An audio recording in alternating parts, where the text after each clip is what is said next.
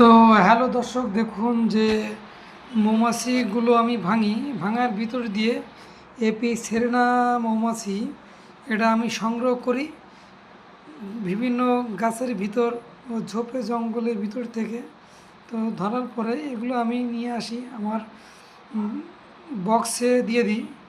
দেওয়ার ফলে দেখুন বর্তমান যে অবস্থা আছে, আমার এরকম 3-4টে বক্স আছে। বক্সের প্রতিটি ভিতরে মৌমাছি আছে। তা আশা করা যায় এই মৌমাছিগুলো এই বক্সে সেটিং হয়ে গেছে, যার কারণে মৌমাছিগুলো বেরোচ্ছে, ভিতরে যাচ্ছে। এই একটা বক্স, আশেপাশে 3-4টে বক্স আছে আমার। তো আপনারাও চাইলে এরকম 2-1টা বক্স বাড়ি লালন পালন করতে পারেন, শুধু এপি সেরেনা মৌমাছির জন্য, আর কোনো মৌমাছি নয়, শুধু এপি সেরেনা মৌমাছি।